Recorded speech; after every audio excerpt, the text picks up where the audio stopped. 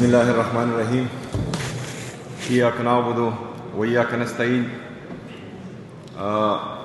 Speaker صوبائی assembly صاحب، governor Khyber Pakhtunkhwa, opposition leader Pakhtunkhwa assembly deputy speaker صاحبہ، صوبائی صدر جنید اکبر صاحب، اور یہاں پر آئے ہوئے تمام خیبر پختونخوا کے سیاسی جماعتوں کے مشران، وکلاء صاحبان، ڈاکٹر صاحبان، اور ہماری صحافی برادری جو کہ پی کے سے ہیں، اور ہماری نیشنل میڈیا کے صحافی برادران، اور ہر مکتبہ فکر سے آئے ہوئے تمام لوگوں کو السلام علیکم ورحمۃ اللہ وبرکاتہ.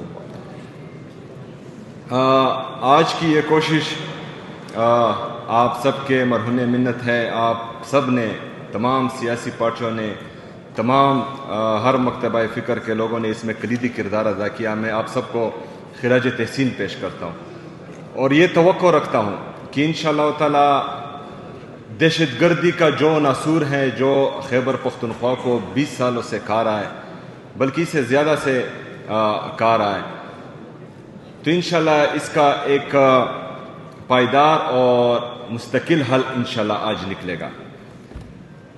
ہماری یہ کوشش امن کے لیے ہے. ہم بار بار امن کی بات کرتے ہیں، لیکن بدقسمتی سے کچھ لوگوں کو برا لگتا ہے. لیکن اگر ہم فرض کرے کہتے ہیں کہ امن ہونا چاہیے، تو امن تبھی ہوگا جب دہشت گردی کا خاتمہ ہوگا. تو دہشت گردی کے خاتمے کے لیے جو بند کمروں کے فیصلے ہیں جو ہم پر مسلط ہوتے آئے ہیں، تو ان سے ابھی تک یہ دہشت گردی ختم نہیں ہوئی.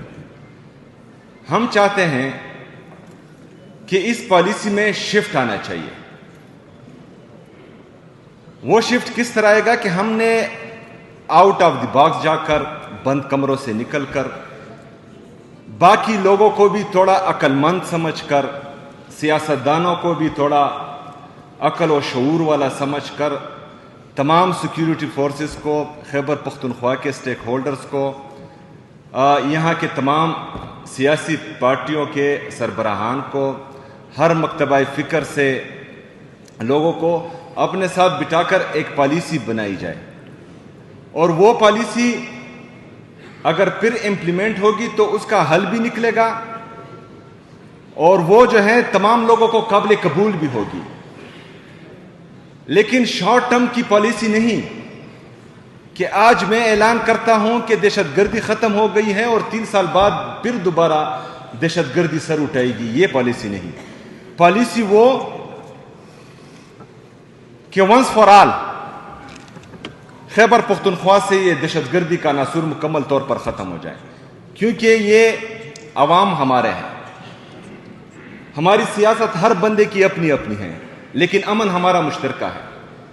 یہاں پر اگر بم پڑتا ہے تو یہ نہیں دیکھتا کہ یہ پی ٹی آئی والا ہے یا نیشنل پارٹی والا ہے یا پیپل پارٹی والا ہے. یہاں پر ہمارے سیاسی مشران بیٹھے ہوئے، ہر بندے نے قربانی دی ہے. کسی نے اپنے بیٹے کو گوایا ہے، کسی نے اپنے شوہر کو گوایا ہوا ہے، کسی نے اپنے والد صاحب کو گوایا ہوا ہے. اس دہشت گردی کے جنگ میں ہم نے قربانیاں دی ہیں. خیبر پختونخوا کی عوام نے قربانیاں دی ہیں، یہاں کے سیاسی لوگوں نے قربانیاں دی ہیں، ہر مکتبہ فکر کے لوگوں نے قربانیاں دی ہیں. ہماری سیکیورٹی فورسز، چاہے وہ فوج ہے، چاہے ہماری پولیس ہے، چاہے ہماری سی ٹی ڈی ہے، ان سب نے قربانیاں دی ہیں. تو 2018 میں امن قائم ہوا تھا اور اس کا اعلان باقاعدہ ہو چکا تھا.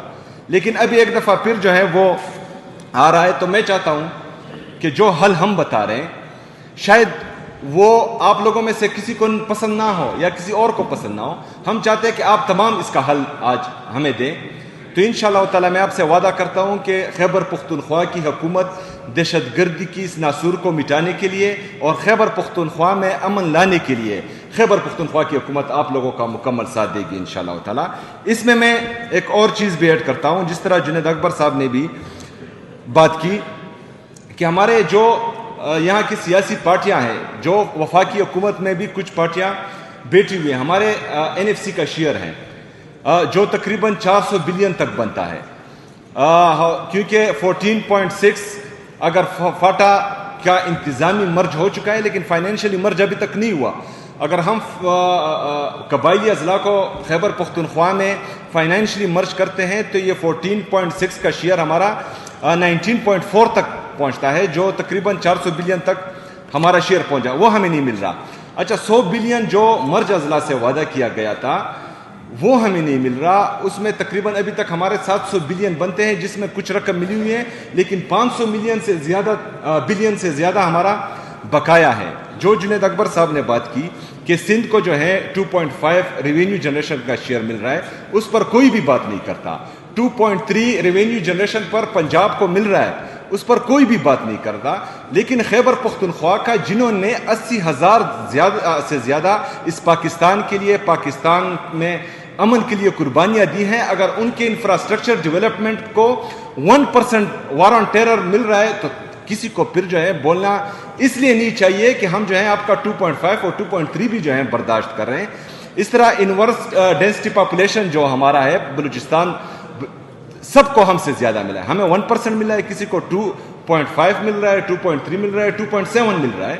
لیکن بات صرف خیبر پختونخوا کی ہو رہی ہے, تو اس کا مطلب یہ ہے کہ ہمارے ساتھ جو ہے ستیلی ماں جیسا سلوک ہو رہا ہے. تو اس میں برائے مہربانی اس کے علاوہ جو ہمارا نیٹ ہائیڈل پروفٹ ہے جو 2200 ارب روپے بنتا ہے, اور اگر 2200 ارب ہم پاکستان کے لیے جو ہے فائدہ مند ہے. خیبر پختونخوا پاکستان کو ہم بجلی بھی دے رہے ہیں, گیس بھی دے رہے ہیں, تیل بھی دے رہے ہیں, اس کی مد میں جو ہے ہمارا 2200 بلین سے زیادہ وفاقی حکومت وہ قرضدار ہیں, ان پر ہمارا حق ہے کہ وہ ہمیں دیں. تو اس میں بھی ہمارے جو حکومتی ارکان ہیں وفاقی حکومت کے, ان سے میں ریکویسٹ کرتا ہوں کہ آپ خیبر پختونخوا کا مقدمہ وہاں لڑیں. ہم دلیل بھی دیں گے, ہم دلائل بھی دیں گے, لیکن اگر فرض کریں اس سے بھی بات نہیں بنتی تو آپ لوگوں نے جو ہے پھر خیبر پختونخوا کے ساتھ کھڑا ہونا ہے, آپ نے جو ہے خیبر پختونخوا کا مقدمہ لڑنا ہے. میں یہ بھی چاہتا ہوں کہ ہمارے جو پاک افغان مذاکرات ہیں, ہم سب نے, خیبر پختونخوا کی تمام جماعتوں نے اس کو خوش آئند قرار دیا تھا. پاک افغان تعلقات کے اثرات ڈائریکٹلی خیبر پختونخوا پہ ہوتے ہیں. ہم یہ چاہتے ہیں کہ خیبر پختونخوا کے لوگوں کا اور افغانستان کے لوگوں کا ہمارا دین, ہمارا اللہ, ہمارا نبی, ہماری زبان, ہماری کلچر, ہماری ٹریڈیشنز, ہماری ویلیوز, ہماری نارمز, ہماری سب یہ چیزیں مشترکہ ہیں. اگر فرض کریں آپ خیبر پختونخوا کے سٹیک ہولڈرز کو اعتماد میں لے کر ان مذاکرات میں جو ہیں ان کو استعمال کریں تو یہ مثبت نتائج دیں گے, غلط نتائج نہیں دیں گے. اگر ہم یہ بات کرتے ہیں تو اس کا مطلب یہ نہیں کہ ہم کسی کی سائڈ لے رہے ہیں. ہم پاکستانی ہیں, ہم چاہتے ہیں کہ پاکستان میں امن ہو, ہم چاہتے ہیں کہ پاکستان کے جو ہمسائے ملک ہیں ابھی تک جن کے ہمارے جن کے ساتھ ہمارے اچھے تعلقات ہیں تو ان کو بگاڑا نہ جائے. تو اس میں جو ہے اگر فرض کریں کسی چیز کا حل جنگ ہے تو جنگ جو ہے وہ آخری آپشن ہونا چاہیے. بہت شکریہ.